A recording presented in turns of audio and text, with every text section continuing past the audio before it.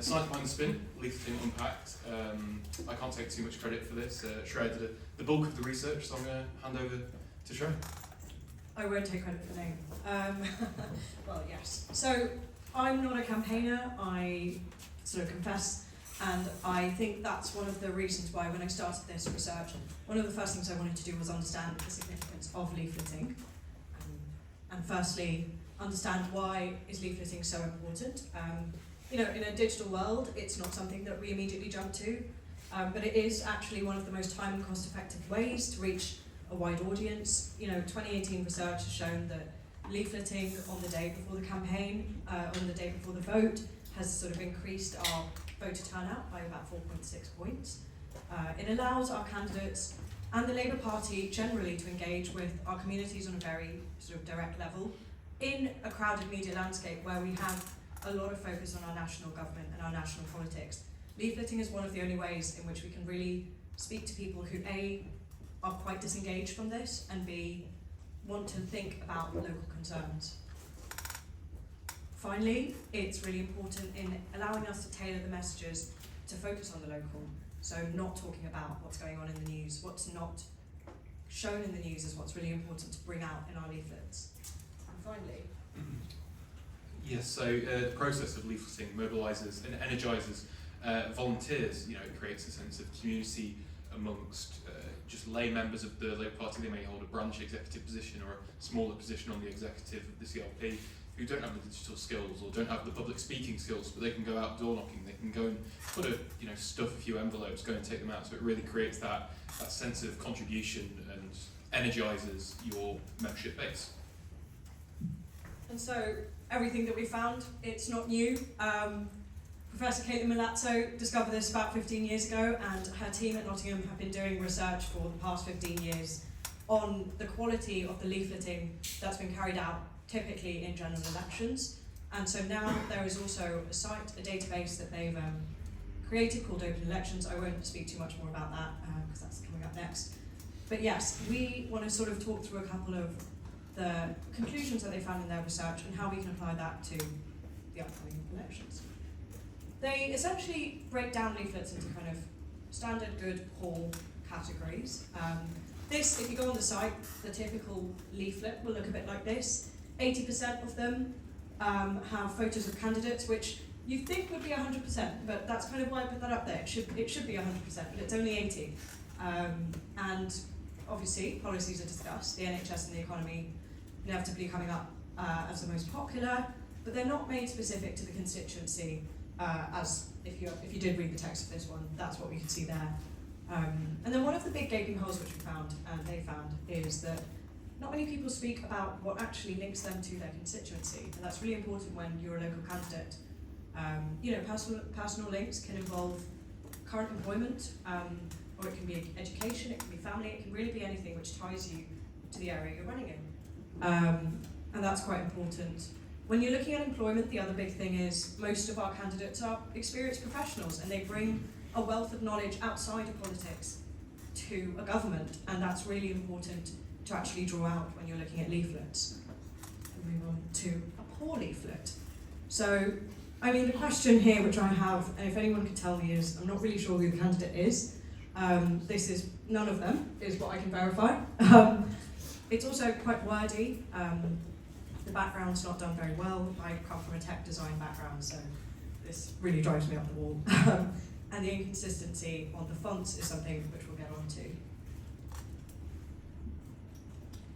Amazing, and this is a good leaflet that I found on the project. So this was the envelope of Jeff Smith, a parliamentary candidate he's an MP now, in fact, in Manchester. He was my MP for a little while. This is a great example of a fantastic envelope. Clear, smiley face. You know who he is. You know what he does. And also just there, that was the slogan of the party at the time, and I think that fits in really quite nicely. It doesn't disrupt the wider message of him being a parliamentary candidate. And then just looking into his leaflet, clear headline, again, that really nice, smiley face, Jeff, what a guy. You look at that, you want to vote for him, don't you? We don't live in Manchester, you want to vote for him. That written signature at the bottom, in that little blue pen, Jeff Smith, wow, that feels like a personal touch, doesn't it? And then just that reinforcement at the bottom of the election date and making sure to vote Labour. No confusion, you read that, Jeff Smith, Manchester, vote Labour. And these are just a couple more statistics which we found really interesting in her research. As I was talking about the personal attributes, it's actually very uncommon for candidates to mention educational background or family background, but sometimes it's not relevant. You know, if you're talking about education policy and you're raising kids in the area, that's definitely worth putting up there. When you're looking at policy focus, of course the NHS and the economy have come up there as some of the most important ones, but we've got to start raising questions as to whether those are the only important ones that we're discussing in the upcoming election. Welfare policies, aspects of immigration policy are things which have rarely been discussed. Perhaps there's a local element to that which needs to be drawn out. We found, and one of the pieces of research they found was that those candidates who approached the discussion around Brexit quite head-on, whether it was on either side, they actually tended to do better in voter engagement because, and the kind of speculation there is because they actually were quite clear on their policies. And I think that's something which local candidates sometimes shy away from, especially in the kind of mess of national government. So yes, in terms of the final point. Some voter turnout, 1 in 4 of these leaflets highlight tactical voting. And I know I've got some tactical voting experts out in the crowd, I can't quite see, but there we go. Big up to Josh there. But tactical voting is really something quite interesting. You'll find it in Lib Dem leaflets. Very, very often they'll go, oh, Labour can't win here, and you've got those outrageous bar charts. So I think it is quite interesting. That, you know, 1 in 4. That's, I don't know why we're doing it 1 in 4. 25% of these leaflets highlight tactical voting. That's a really, really interesting way to try and incentivise voter turnout. However, there are some more contextual factors. You know, the presence of the party leadership on a leaflet, whether that's looking in specifically Wales, looking at Mark Drakeford, or in Scotland. Who's the Scottish leader now? Who's the Scottish leader now? Is it Humza Yousaf? Anna Sowell, isn't it? Anna Sowell. No. Well, we're talking about Labour. So whether it's Starmer or the regional leaders, it's really interesting to see the cultural balance of whether or not the leader is popular. So you look at a lot of the YouGov have done a lot of work on this. Keir Starmer's a lot more popular with yuppies and metropolitan voters, but you go out into a post-industrial town, they prefer a character like Angela Rayner because they see her as one of their own. So that's a really interesting factor that kind of you can't really see in the data because it's genuinely contextual. Looking at the balancing of local opinion on issues with the national opinion, so we see Keir Starmer's got his 5 big pledges, Rishi Sunak's got his 5 big pledges. It's the way of translating those into a local impact factor, and they don't really manage that very well. I think what they need to start doing more is mentioning those kind of, if you're talking about the NHS, fixing the NHS as a national priority, contextualising it down, saying, oh, well, St Thomas Hospital is shit, as your MP, I'm going to make it better. But most of them don't do that, they just go, the NHS is shit. So, you know, you need to have that level of personality. And then, is there a piece of low-hanging fruit? So over the last, 6, almost 10 years now, the European issue has been the piece of low-hanging fruit. As Shreya highlighted earlier, those candidates that made sure that they were on one side of the fence did a lot better with voter engagement. And I think, who knows what the next piece of low-hanging fruit will be, whether it's clear on migration policy or clear on Irish unification policy, whatever the next piece of low-hanging fruit will be, we need to encourage our candidates to make sure that they pick it. And then here's our kind of recommendations, I guess. Just going on to content, making a judgment of including party leader. If Starmer isn't popular in Wales, don't put him on your Welsh leaflets. It's as simple as that. Analyse your demographic and reflect their expectations. And I think that's the overarching theme in all of that. Know your audience and have message discipline with your audience. Highlighting those personal traits and local connections and policies through a local lens. It all goes back to that. Know your audience and message discipline. But just hang back over to Shreya for the other two. Advice from a UX designer. Make sure that your text is readable and accessible, especially to those who, if you're targeting a demographic which is slightly older, you might not actually find that they want to be reading size 11 font. Watch out for your backgrounds. We've seen a lot of leaflets where images are sort of overlaid with text. And this might look cool if this was 2006, but it no longer does. Let's make those clear. And finally, this is something which is said enough, but make sure that we know which party the candidate's from. I think I want to conclude on the structure because I think it really summarises everything. It's the 5 questions which we're all taught from primary school, which is who, what, where, when and why. So make sure you talk about yourself. Who are you and why are you running? Your policies, what is it that you will do? And at the end of the day, where and when can someone contact you? Obviously within safety limits.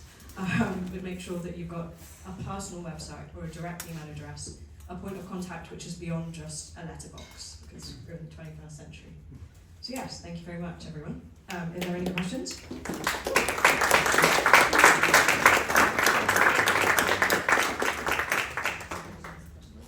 Any questions? Yeah.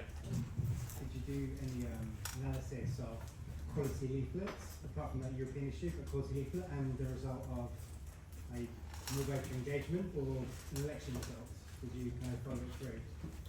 It's a slightly difficult question to answer because leaflets, as important as they are,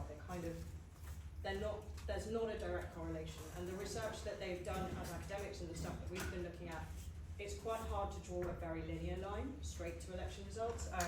The good and standard leaflets that we presented, both of them won in their areas at the time. I think the academics as well have stayed away from doing that direct comparison.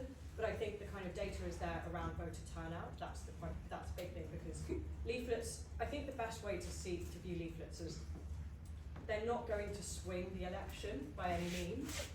But if you don't have them, it's going to be quite obvious. So it's a sort of baseline expectation and a baseline of voter turnout that you get from it. But it never sort of is going to be the thing which swings the seat, which is a completely frank. It's great research, but that's probably the baseline you can work from. We also have the next presentation leaflets, Yeah. which will start to look into some of these quantitative questions. But yeah, this is a very good presentation for framing what's already been done in academic analysis on the leaflet issue.